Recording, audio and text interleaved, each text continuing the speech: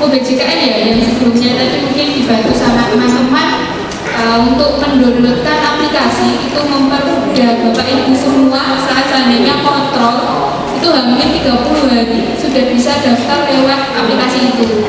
Itu cuma ada beberapa tadi yang HP-nya tidak support ya gitu. Jadi di awal mungkin akan dijelaskan terlebih dahulu sosialisasi program JKN dan KIS dengan narasumber Mbak Sania.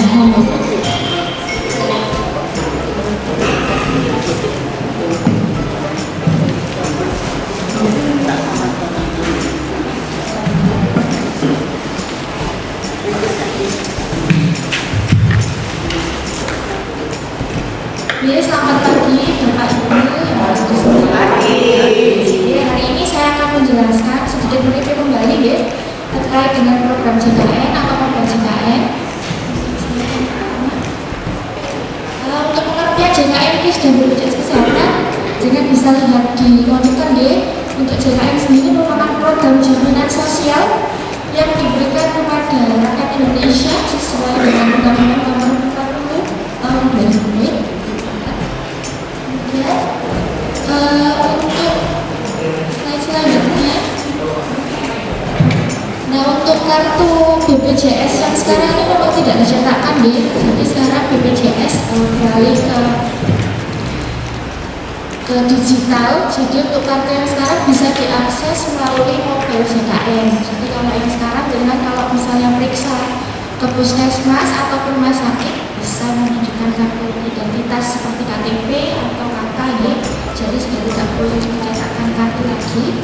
Atau misalnya jenengan tidak bawa keduanya bisa menunjukkan lewat mobile JKN bisa. Jadi nanti ada fitur untuk bisa mengakses kartu digital. Nah ini beberapa pencegahan penyalahgunaan identitas peserta ya. Yang pertama, identitas peserta hanya berhak dan tercantum oleh orang peserta itu sendiri. Jadi kalau misalnya ada beberapa yang tidak punya BPJS atau JKN, itu tak zaman diterapkan dulu ya. Jadi harus datang ke BPJS untuk bisa menggunakan kartu BPJS. Yang kedua, dilarang meminjamkan kartu identitas. Kurang keras sebetulnya. Kurang keras. Yang kedua, dilarang meminjamkan kartu identitas bahkan meminjamkan kartu milik peserta yang lain ya. Jadi kalau jangan periksa ya pakai kartunya sendiri. Kalau ada buat yang lain ya. Yang ketiga, apabila terjadi penyalahgunaan kartu identitas peserta maka akan dikenakan ancaman pidana yaitu 6 tahun penjara ya Ibu. Selanjutnya. Nah, untuk aplikasi mobile JKN ini bisa di-download di Play Store dan iOS atau untuk pengguna iPhone ya, jadi bisa downloadnya di iOS.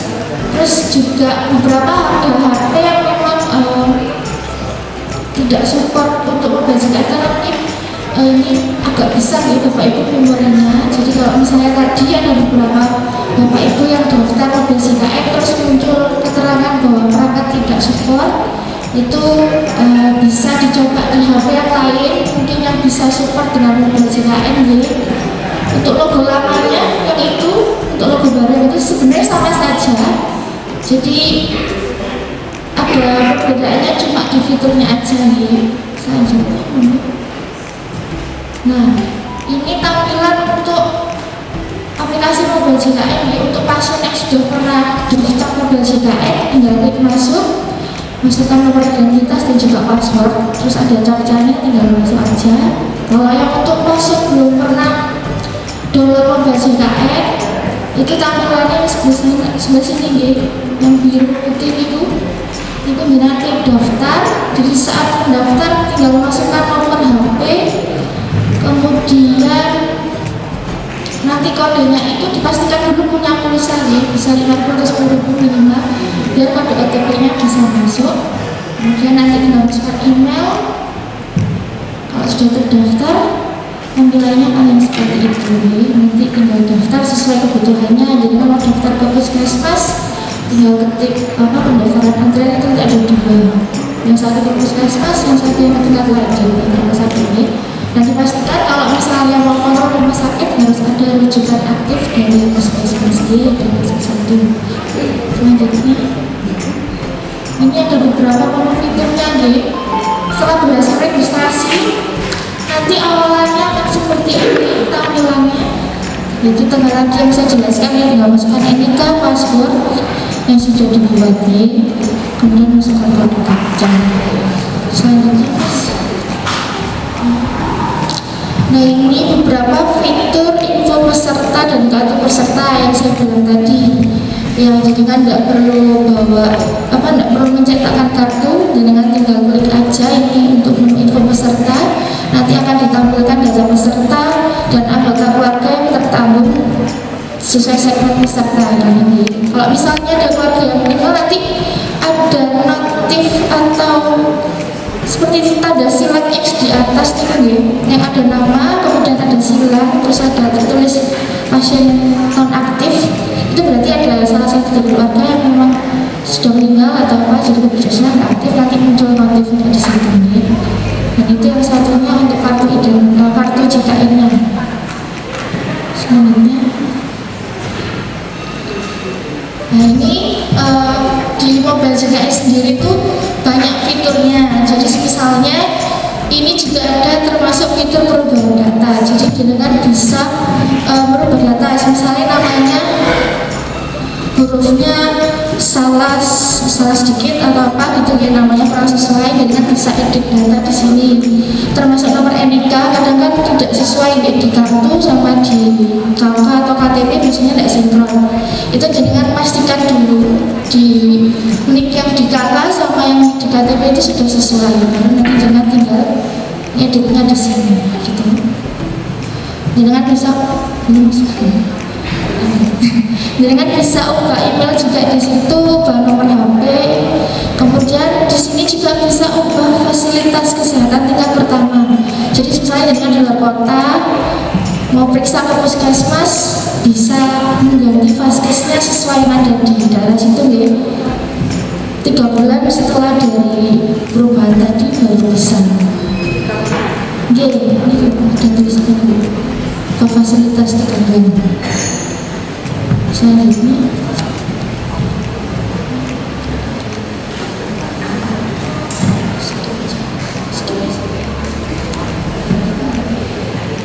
nah ini untuk pendaftaran antrian online layanan kesehatan ini ada yang bisa ke puskesmas, ada yang ke rumah sakit. Kalau yang ke puskesmas tuh dengan tinggal pilih namanya siapa, kan biasanya mobile JKN bisa untuk satu kakak ya, jadi dengan pilih, kalau misalnya dengan periksa sendiri dengan tinggal klik namanya dengan, terus pilih poli tujuannya, nanti dengan tinggal menentukan kunjungannya mau datang hari apa, terus pilih dokternya, yang kelima pilih fasilitas kesehatannya atau puskesmas atau rumah sakit. Kalau puskesmas ya tinggal pilih aja, klik sesuai jadwal dokternya. Kalau rumah sakit berarti harus ada rujukan aktif nih ke poli tujuannya.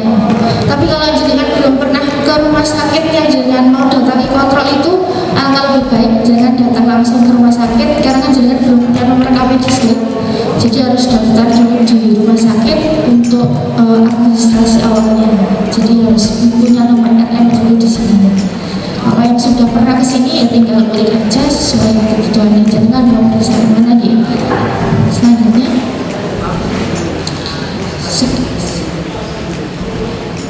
nah untuk keluhan-keluhan jenengan terkait BPJS mungkin tidak aktif atau tidak apa, jenengan bisa menyampaikan keluhannya di care centernya BPJS ini di 165.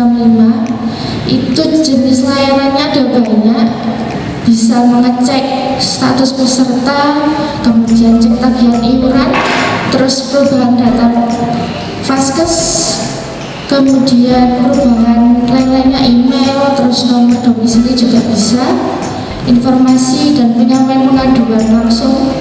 Kemudian yang terakhir itu informasi melalui pengaduan dari media sosial nih Bapak Ibu. Terus juga ada CK, ini chat asisten JKN.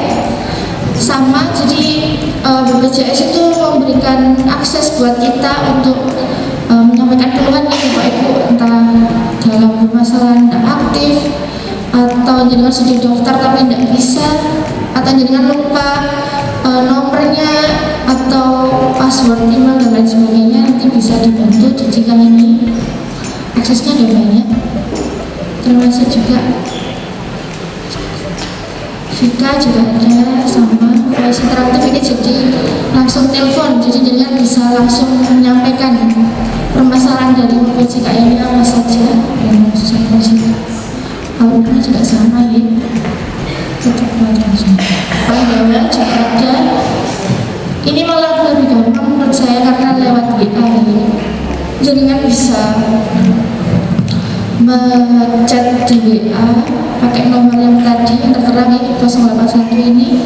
Operasionalnya setiap hari Senin sampai Jumat, jam hari kerja nih Sabtu Minggu BPJS libur. Jadi mulainya jam 8 sampai jam 3 sore gitu ya. Itu saja. Ini berapa macam layanan mandiri tadi sama terkait dengan kendalanya apa saja bisa sih. Itu saja yang bisa saya sampaikan untuk merefresh kembali terkait dengan mobile JKN. Mumpung jenengan semua ada di sini, nanti kalau misalnya ada terkait mobile JKN mau masang atau mau download gimana caranya, bisa tanya-tanya ke kita, nanti kita bantu untuk mendaftarkan mobile JKN-nya. Nanti kita juga bisa ngarahkan ke jenengan kalau misalnya ini tidak bisa kenapa, jadi jenengan bisa tahu nanti. Itu ya, dari bagian pendaftaran saya akan melanjutkan terkait konsul internal dan rujuk internal.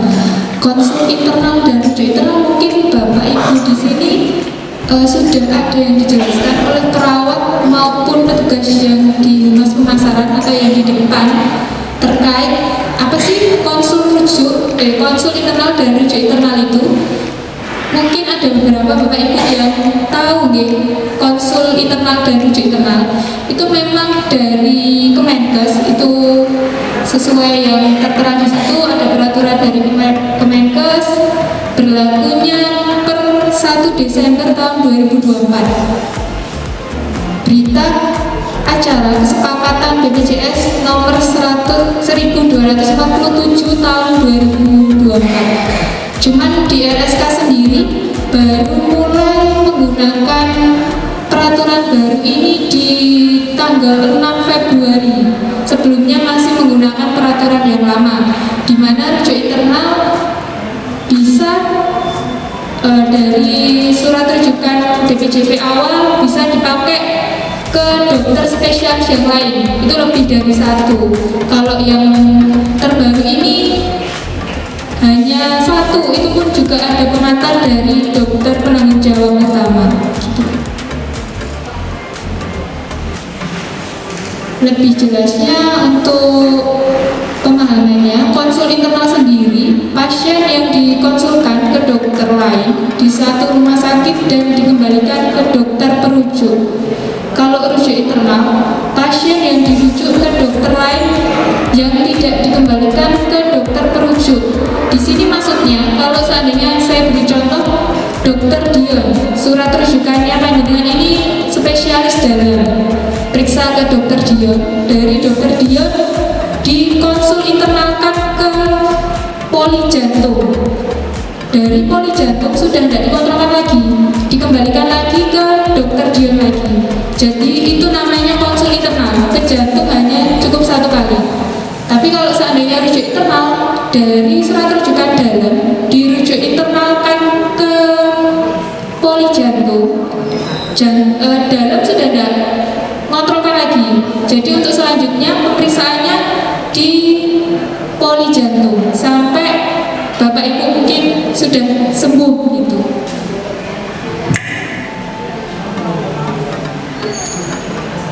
Ini untuk rujuk internal tadi. Ini contoh formulir surat keterangan.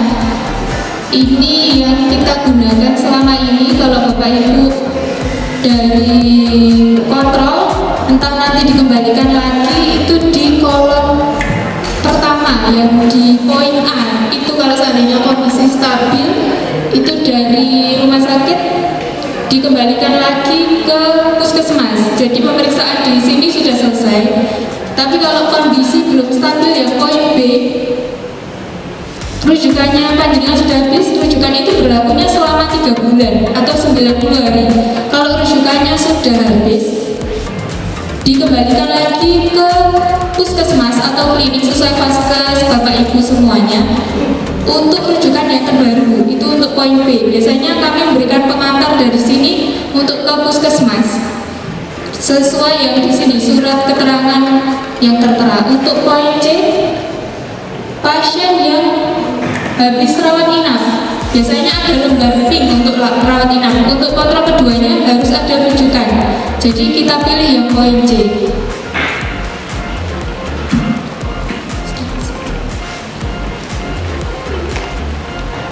Ini mungkin hal yang perlu diperhatikan dari puskesmas. Yang pertama dalam pemberian rujukan ke FKTP dipastikan tidak ada poli yang sama dalam 3 bulan. Maksudnya kalau seandainya dari puskesmas memberikan rujukan ke penyakit dalam waktu 3 bulan itu rujukannya masih aktif, di puskesmas tidak bisa memberikan ke penyakit dalam lagi. Jadi kemungkinan ke penyakit yang lain, saraf, jantung atau yang sebagainya gitu. Yang poin 2, melakukan asesmen dan tata laksana terlebih dahulu apabila terdapat pasien yang membutuhkan perpanjangan rujukan atau rujukan poli yang berbeda dari sebelumnya. Jadi kalau dari sini kita lihat dari keterangan dokter perlu dikonsulkan atau rujuk internal ke poli spesialis yang lain atau enggak. Kalau perlu kita berikan surat keterangan yang tadi. Itu tujuannya kita berkoordinasi dengan puskesmas mempermudah masuknya pasien dikembalikan ke puskesmas. Itu tujuannya apa? Di kolom-kolom tadi sudah tertera. Yang poin 3, FKTP berhak menolak memberikan rujukan apabila tidak terdapat jadwal rujuk balik tertulis dari RS. Kalau seandainya surat keterangan itu tidak ada dan pasien saya minta rujukan, kemungkinan dari puskesmas juga tidak akan memberikan. Karena tujuannya apa ke kita? Karena kan kondisi pasien stabil. Cuman kan dari surat keterangan tadi sudah tertera yang dilingkari mungkin itu di poin A, B, C atau D gitu. Yang poin 4, melakukan komunikasi secara intens ke PICLS apabila terdapat permasalahan. Kalau di sini kita konfirmasinya melalui Bu Anjar sebagai PIC Humas Pemasaran terkait kalau apabila ada kendala ini pasiennya dikembalikan tujuannya untuk apa, biasanya dari puskesmas konfirmasinya ke Bu Anjar. Yang poin 5, akan dilakukan feedback berkala terkait data anomali rujukan. Dari Rumah Sakit Mojokerto sendiri sudah keliling puskesmas terkait peraturan baru biar puskesmas itu mengetahui kenapa kok pasien kalau yang dulu kan satu rujukan bisa dipakai spesialis yang lain lebih dari satu, kalau sekarang kan tidak bisa. Dan dari puskesmas sendiri ada beberapa puskesmas yang belum paham tentang peraturan yang dari Kemenkes ini untuk rumah sakit gitu. Ya, itu mungkin yang bisa saya sampaikan. Kalau untuk pasien rujuk internal, karena yang awal tadi kan terkait aplikasi Mobile JKN, itu untuk rujuk internal tidak bisa daftar melalui Mobile JKN ya. Jadi yang bisa daftar Mobile JKN itu pasien yang punya surat rujukan sesuai poli tujuan yang dirujukan tersebut. Kalau rujuk internal posisinya dalam dari jantung ataupun dalam dari saraf maupun jantung itu tidak muncul di aplikasi Mobile JKN. Jadi yang muncul di aplikasi JKN yang punya surat kontrol selanjutnya seperti itu. Mungkin itu yang bisa saya sampaikan. Saya kembalikan ke Mbak Yusti. Mungkin Bapak Ibu ada yang ingin ditanyakan? Monggo. Saya mau bertanya yang penjelasan di depan tadi, yaitu tentang aplikasi JKN. Nah ini kan di dijelaskan bahwa harus memakai HP-nya sendiri-sendiri. Namun di sini banyak bapak ibu yang sudah sepuh-sepuh itu kan tidak memiliki dan dia tidak bisa mengoperasikan HP. Nah itu bagaimana menangani hal itu. Terus yang kedua, bagi yang belum punya BPJS dan BIS itu juga bagaimana? Menurut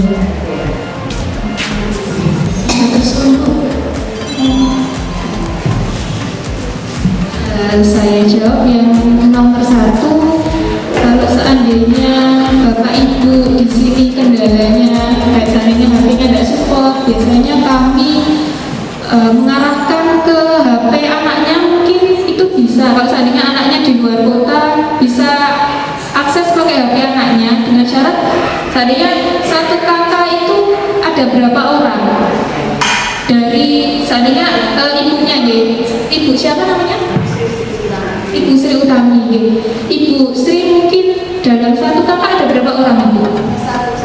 Oh, panjenengan sendiri.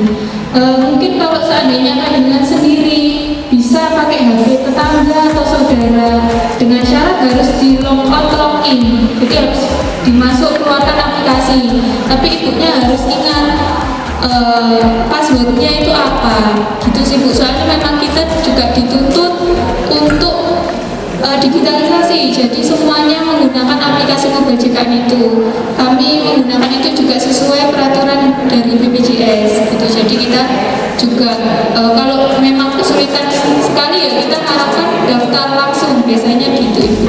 Sebenarnya kalau daftar mobile JKN ya itu tadi yang sudah saya sampaikan di awal, itu hamin 30 hari sudah bisa daftar lewat situ.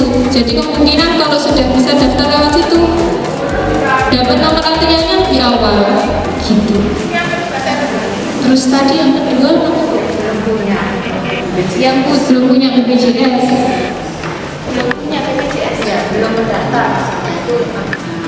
belum mendaftar BPJS bisa menggunakan aplikasi tersebut. Di situ juga ada aksesnya, ada peraturan gimana caranya daftar. Kalau kesulitan nanti tadi sesuai yang dijelaskan tadi ada call centernya juga. Jadi mungkin bisa ditanyakan di situ kalau memang untuk panduannya sebenarnya ada di aplikasi tersebut Ibu. Gitu.